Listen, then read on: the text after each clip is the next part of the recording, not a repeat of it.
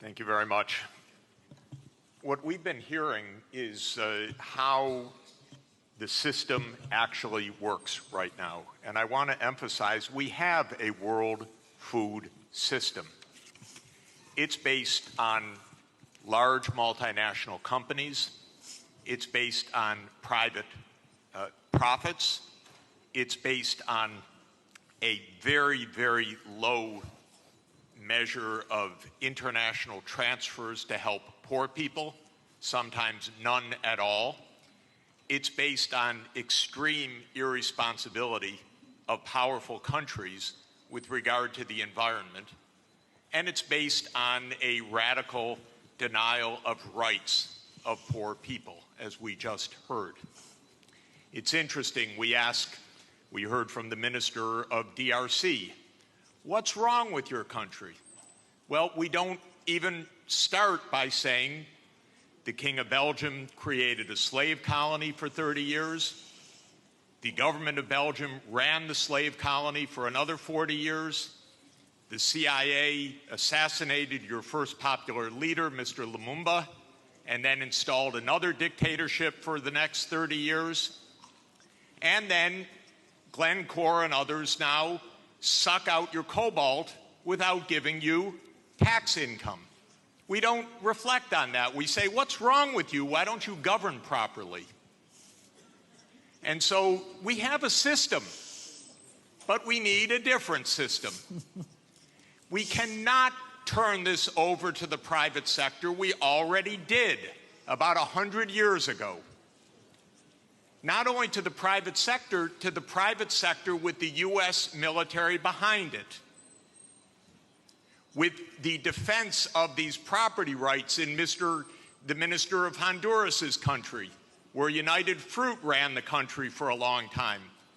And their attorney was the foreign minister of the United States, Secretary Dulles, and his brother was the head of the CIA and overthrew the next door neighbor, Mr. Arbenz, to make sure that United Fruit could have its property. So we have a system, but we need a different system. And the different system has to be based on principles of human dignity in the Universal Declaration, principles of sovereignty, principles of economic rights, because these are not nice things to do. In 1948, all the government said that food is a right, social protection is a right, not a nice thing, not a pleasant thing, a right. That was 73 years ago. The SDGs are nothing more than our generation's attempt to honor the Universal Declaration of Human Rights. I come from a country that not only doesn't care about the world's poor, it doesn't even care about its own poor. 1 in 7 Americans is hungry right now. And they don't care.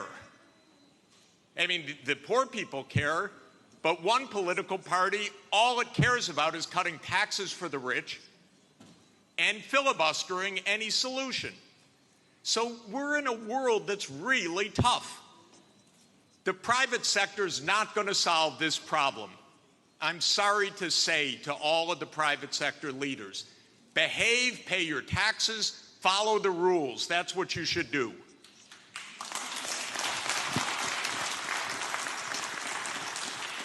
And what the governments should do is the following. They won't, but they should. First, the G20 should become the G21 by inviting systemically the chairperson of the African Union and the African Union to be the 21st country. The European Union is a member of the G20 as the EU. If you add the AU as the 21st for the G21, you add 1.4 billion people to representation at that crucial event. That will change decisively the discussion, because 1.4 billion people are not at the table for finance right now, and they need to be. So my first recommendation is the G21. I love the G20. Add one seat, 1.4 billion people with the AU represented. Second, we need a order of magnitude change of development finance. The rich countries just borrowed $17 trillion for COVID. The poor countries, nothing.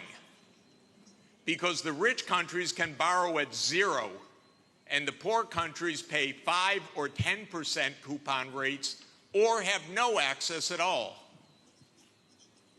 So the world exposed its grotesque inequality this past year and a half. Rich countries didn't say, we tighten our belts, why don't you? My country spent $7 trillion of emergency funding, not one penny for anybody else, by the way.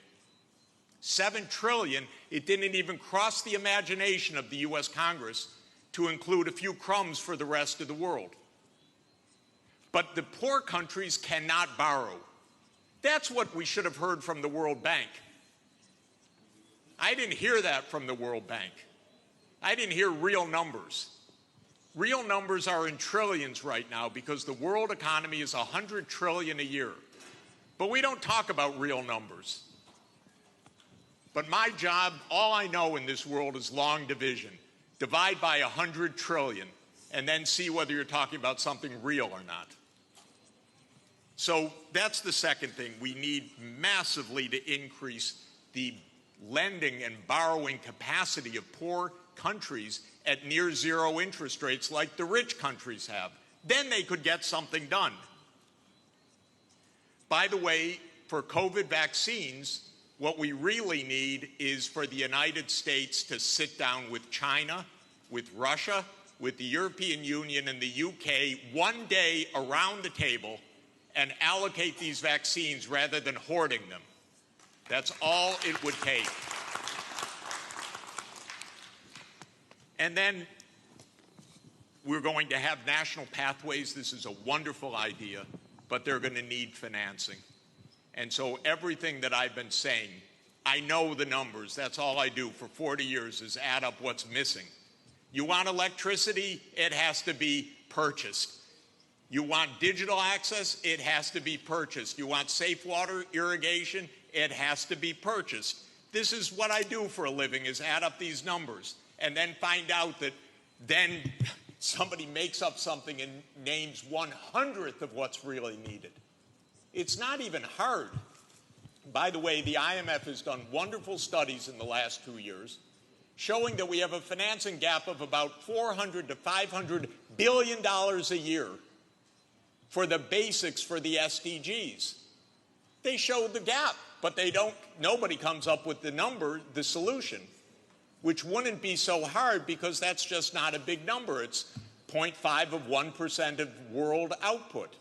So if we really care, we wouldn't have the G7 saying, we love education, therefore we're going to give $3 billion for education. That's what they said at the summit.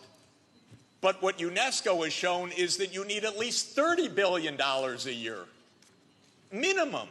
But nobody looks at numbers. They just make up nice check the box. So we need the real numbers of finance to back the national pathways. The final thing is we need the UN as the core and central institution of this world, period. Because this is the only way we're going to have a civilized world, is a strong UN. And it cannot be that the whole UN budget is less than my neighborhood's budget in New York. The UN core budget this year is $3 billion. New York City's budget is $100 billion. And then we say, why don't things work well? Because the rich are hoarding everything. Final point, rather than our 3 billionaires going in space, well, they could go into space and stay there and leave their money behind. That would be one idea.